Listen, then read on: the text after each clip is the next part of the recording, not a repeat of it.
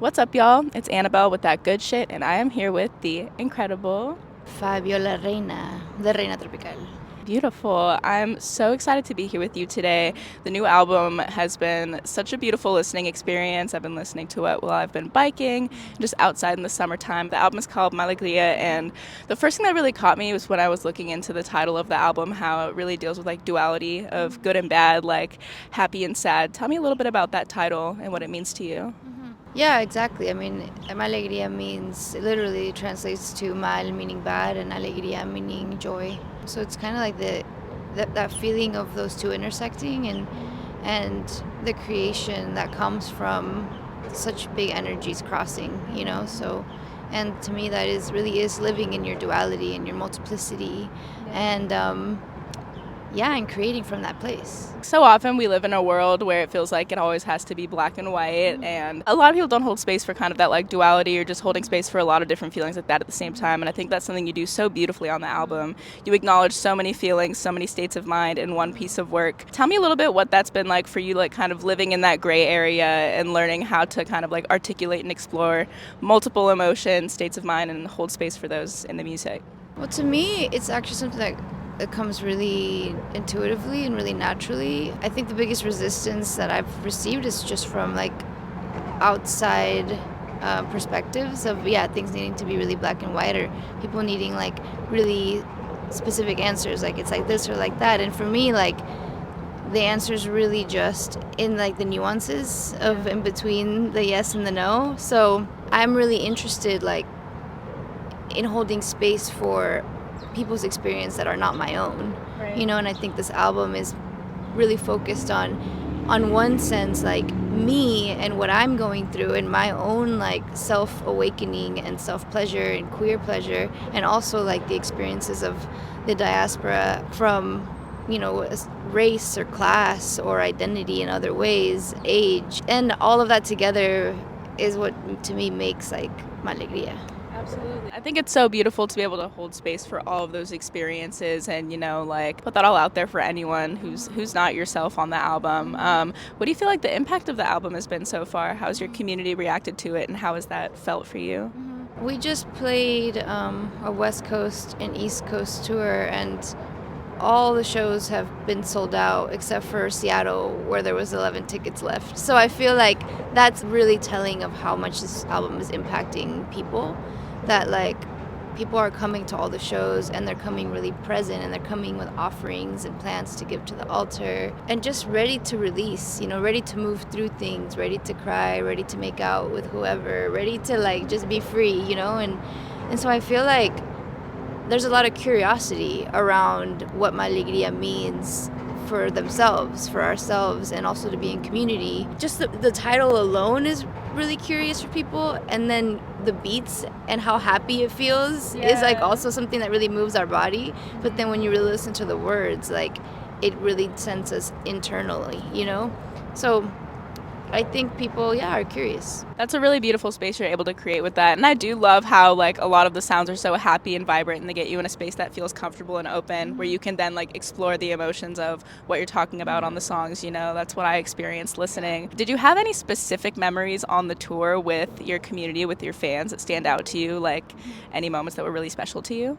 Yeah, I mean, a lot. I feel like every show for me is very altering and very shifting. My process of playing live is very much like, yes, to give to the audience, but also to be in process with myself and to move my own grief and to be held too. Like I expect a lot from my own audience, and I think people come knowing that, So I love when people come up to me and they tell me about their experiences, and they tell me about like how they cried, or how, these two girls came up to me and they were like, we just met, but we feel like we're best friends, like we just met at this show, but like we're gonna be friends forever. And then some people like have seen us since 2018, and have really seen us evolve and have been to every show, and that feels really special. And I think also just seeing people, like we distribute plants here in New York. With my partner runs this organization called Plants to the People, Edwin Cura Plants to the People, and at them she brings plants and distributes plant bundles at the shows. So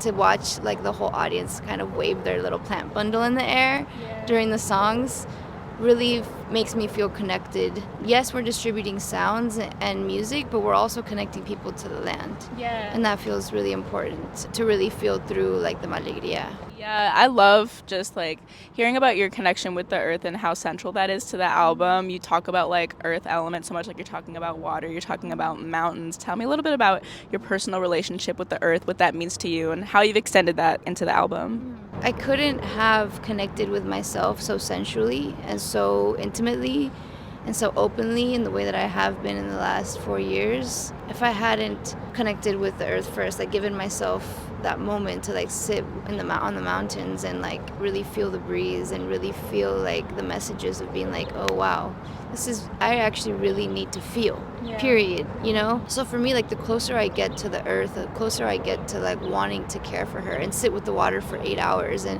just intimately watching how the water moves, you know? Like for me, that is sort of sensual healing, that is pleasure, that is self-joy, that is queer love. And so I kind of don't feel like the two can live mutually exclusive, like they have to live together. And I feel like when I'm separating myself from the land and I don't sit with the water, like I feel like I'm closing myself off too. My own process of healing is connected to like my dedication and my commitment to healing the earth as well. I feel like that focus on queer love and like feminine sensuality and how it ties into the earth is like so important. I agree. I think the two are like so incredibly tied, and like I feel most in touch with myself and my sensuality, my emotions and feelings exactly the same like when I'm sitting watching the water, when I'm like hearing the breeze. And so I really love hearing you talk about that. A lot of this album is also about moving through grief, and like I know you experienced a really difficult loss of your collaborator. It's one thing creating the album to move through that grief, but then next you're touring the album and performing it. How has taking it to this next step of going out touring and performing the album helped you further process grief, perhaps in a new way? Right. The way that I understand from sort of like elders that I've met throughout in different regions of Mexico and Turtle Island, the way that we should be experiencing grief and the way that grief has been processed in the past is through community and collectively. Like you should be witnessed in your grief. You should allow others to hold your grief. And that in turn like opens others up too. You know, the grief is a powerful energy that can transmute and transform. And most of the time, I think in the society that we live in, we are told to hold it in and to keep it to ourselves and to be isolated and to not be witnessed in our pain. And so for me, like touring this album, I mean, 7 days after my bandmate Sumo Hair passed, I was on stage and I continued to do this, to perform like for months after, you know, and that really helped me just face it. You know, just face the grief and not turn away from it and not avoid it. I've been able to just live in so much peace and beauty and see so much of the joy in that energy. And I'm grateful for that, you know, like I can't imagine what this grief would feel like if I didn't have somewhere to put it. You know, like I have on stage or through the album. The next thing I want to talk to you about is how you built out the visual world around the album. I think the colors and everything are so striking. That cover image is really, really beautiful. Tell me about how you kind of idealize like and put together all of the visual things around the album. One of my best friends and favorite collaborators, Devin Galindo, who is a queer Two-Spirit Mexica artist, director, visionary. Since February of 2022, we've been sort of in collaboration, working towards what you're seeing now, just kind of getting to know each other, doing like little small photo shoots, but with the same kind of roots of like honoring the land and honoring ourselves and in our own queer pleasure, but also like speaking to the ancestors and also creating a world where like the in-between identity of queer, Latina, trans Latina artists can exist without the like anti-indigenous, racist, homophobic, sexist roots that like Latina culture holds.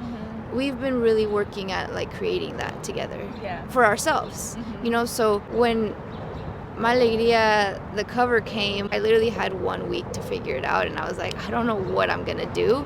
But I pulled up this photo, this really random photo of this kid with a parrot on his head. And then it was 3 minutes before I got like on my meeting with Devin and our other friend Bijan, and literally it just like all came together. Like in 5 days we had like a 10-person crew. Everyone flew to Portland. We found a parrot somehow. Where did you like find the parrot?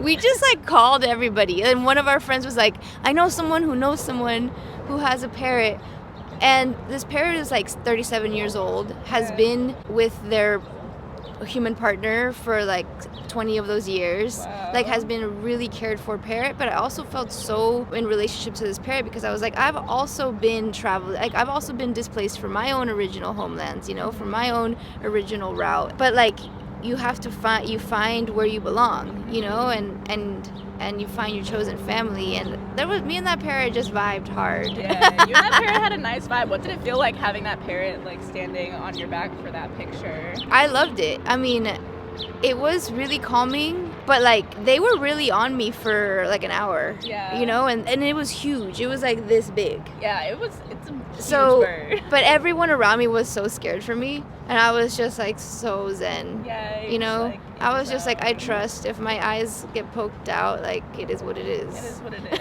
And we're lucky that didn't happen. It just turned out to be like such a beautifully striking image. Like that is one of my favorite album covers, like in recent memory. So yeah, it holds a lot. It holds a lot of different meanings, and you know, I love also hearing how they perceive it. and I think it like communicates your sound so well. Like when I listen to the album, I'm like, yeah, that's exactly what it sounds like. I think a lot of your music is so transcendent, and you talk a lot about like, you know, using music as a vessel to connect to ancestors and just to connect to like the earth and other realms. What specific part of music, if you could choose like one or a few for you, like feels the most transcendental for you, whether it be like in drums or in chord progressions, or like what elements of the music really help you transcend into that other realm? The guitar has been what has always helped me transcend everything since I was 9. And I feel like I've learned how to make so many different sounds on the guitar. I can make it sound like a percussion. I can make it sound like birds. I can make it sound like waves. I can make it sound like so many different things. And to me, like, that is what makes the guitar such a special instrument. It isn't necessarily like, let me play so many notes over and over and wail like, you know, whoever, Eric Clapton or whatever. For me, it's like, what are all the different sounds? Where can it take you? Like, it can take you to the beach, it can take you to the mountain, it can take you so many places. I would say, yeah, the guitar is like my little place to go and experiment with my own voice. Is there a specific guitar moment on the album that you're most proud of? I actually really love the interludes, the guitar throughout the interludes, because that is so raw and those are such raw, vulnerable pieces that like I was creating during moments like when I was literally having my like awakening. Like I was like in my own connection with ancestors, just improvising, you know, and it's not perfect. Or like at the end in the interlude called Guitarra, like I was playing and then this bird was like singing back with me. They're just so in the moment that it brings me right back to that feeling when I was like in my first moments of like being connected with myself and with my ancestors, and it feels like I can't believe I captured that. Yeah, you know? I think that's something that's so special about what you created. You can tell it was made like really intuitively and captures a moment so well. Tell me a little bit more about like your creative process and how you really lean into trusting your intuition and capturing those moments. All of these songs were recorded like before Sumo passed. They were finished after, but none of them were made in studio. Like they were all made like on the beach or like in random places throughout traveling to like Colombia, Guerrero, Puerto Rico. So for me, like just landing in different parts of the world and being able to connect with the land first and being able to just like improvise on the land. Like I don't pre-write anything, and I actually don't really look at it afterwards either. It's like whatever comes in that moment is what comes, and then I adjust it and make it into like a song, you know? So everything feels like really like documenting the environment in the moment, you know? So I do feel like this album very much captures like what was happening. It's a little documentary piece for me. Have you always worked that way, or is that something you kind of had to discover for yourself as you grew as a musician? I've always worked that way. Especially because I don't necessarily love writing lyrics. Like that's not my thing. Yeah. And it actually, improvising lyrically too has helped me love writing. like as a lyricist, and it has helped me even like learn about myself. And oftentimes I write a song and I'm like, I have no idea what this is about. And then like a month, 2 months, years later, I'm like, wow, this is what I was growing into. This is like things that I was gonna learn later on, you know. Like it's honestly like it's magic. It's like it's really like, oh, this is this thing that is existing within myself, these messages, like I put them out there, I have no idea what they're about, and then like I learn, you know. It's like they're kind of guiding me towards a direction of my life. Definitely. So it's really for me like so beyond writing music. It's like just it's a spiritual practice. Yeah, very much so. Channeling that and letting the universe guide you. I think that's so beautiful how you can go like months, years down the line, look back and then be like, oh, I'm just now coming into an understanding what this song is about. Totally. And it really just shows like, yeah, the power of being able to translate those feelings from the universe and just trust like what it's telling you. I know there's that interlude where you say, I like singing because I see its purpose now. Tell me a little bit about like what that purpose is for you and what you feel like your purpose is as a lyricist and as a singer. Me and my relationship to my actual like voice has always been interesting. I've always told myself like I didn't really know it. I've always been shy, not really speaking that much, and which you would hardly believe when I'm on stage because I talk the whole time. But for whatever reason, like that moment, I was like, oh, I get it. Like I get to be a vessel for something beyond me.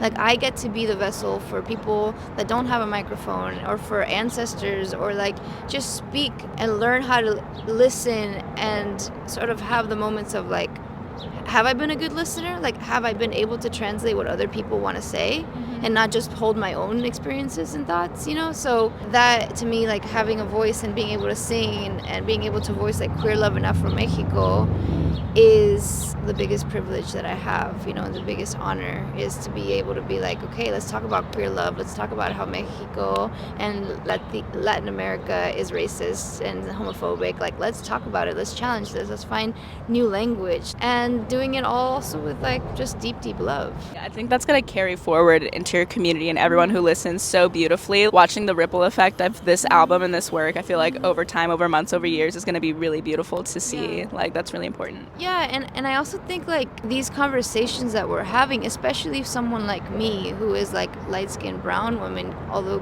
queer, from the border, like you don't hear those conversations from not a lot of people, much less someone who does like sort of use their privilege to talk about these things. And I feel like we all shouldn't be scared to just like have conversations. Absolutely. You know? And that is something that I really hope people take away, is just like, we need to be in conversation about these things. We need to challenge them and we need to change them. You know, otherwise we're just going to be stuck in like genocide forever. Oh, absolutely. And I feel like especially being able to like have these conversations and these moments live on the tour, like people are leaving the shows talking with each other and having these conversations. So yeah, I'm just really excited for you to see again like how this album and everything you're doing like really impacts your community in the larger world. I want to ask you a little bit about you just as a music listener yourself. I love like the Goosebumps interlude where it's like, oh my God, I just got goosebumps. I want to know, what's the last song you heard that's not your own that gave you goosebumps? Actually, after I played at the Sultan Room, they had this DJ, and then there was like 10 percussionists that were just doing percussion,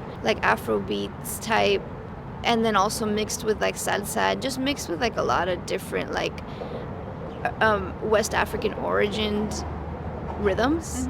And that gave me goosebumps, just to like feel the drum mixed with like DJ club.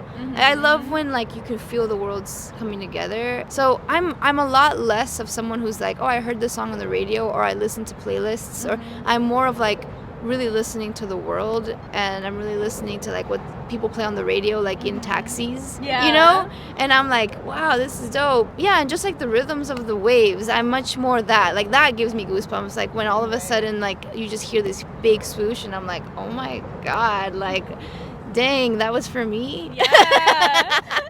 Well, okay, the next thing I was going to ask you was like, what's the last song you heard that made you cry? But rather knowing that, it's like, what's just the last sound you heard that made you cry? Like song or anything else? I think it was in Philly just a few days ago. I was looking out the window and I was thinking about something totally different. Like I think I was really sad or something because it was actually the anniversary of Sumo's death day. And then I looked out the window and like got really lost in like the way that the trees were moving. And then I was like, whoa, the breeze and the way that it moves through the trees is so percussion-y. It sounds like a shaker. Yeah. And then all of a sudden like the birds started to sing together, and I was like, this is so psychedelic. Like I was like, whoa, you know, and I completely like forgot about whatever I was doing and thinking and just got super entranced in that moment. Yeah. Ooh, I love when those moments happen. Yeah. That's And really I don't even like don't even really smoke weed. Like I do, or not really, or like I'll do mushrooms, like I'll do microdosing, but that will take me into like the 10th element of the universe. Yeah. I feel like when you're already someone who's like really always tapped into that level of like your own mind and the world around you, just a little bit takes you a very long way. Right. And I do love when like the plant medicine takes me up into the universe, because then I'm like, wow, this is fun. And I feel like, you know that TikTok where people are like flying? Yeah. That's me like pretty much all the time. What's like when you do partake in the various plant medicines, like what's your favorite activities to do and like your ideal setting? My ideal setting is like to be naked in the water and just like looking at the ways it hits the rocks for literally 8 hours. Yeah. That's what I do. And it's the best feeling ever. Yeah, definitely. How does water play a role in like keeping you grounded as you travel? I feel the most grounded when I travel, when I know where the nearest body of water is. I like to make sure that like wherever I stay is like close to water if I have like the choice. Yeah, I'll just go and spend time at the river or at the lake or anything, and just kind of like offer to the water before I go and play. And then also when people bring their offerings to the shows, I take it to the water afterwards. So for me, that's really grounding, and it really opens and closes the space, the energy. I feel the same way. I grew up around water, and anytime I'm near a body of water, I immediately feel like grounded, deep breath. Definitely. And yeah, I don't think I have anything else that I really have down here. Is there anything else that you're just like feeling just off the top of your head? Do you want to chat about? No, I think you asked really beautiful questions, and thank you for listening to the album, and thank you for letting me think about it today. I'm just excited for what this album has to bring me and how I'm gonna grow into it. I feel like it's gonna be transforming me, and it's gonna be transforming us for many years to come, and I'm excited.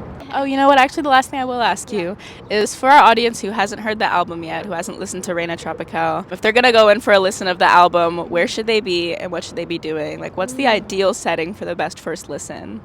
Well, I think since we're both talking so much about water, and water is kind of like the element that guides me, would love for people to go and find the nearest body of water, go to the ocean if that's close by. Just plan on spending, the whole day, 8 hours there, putting their headphones on and just like listening to it next to the water. And just listen to it from start to finish, Yeah.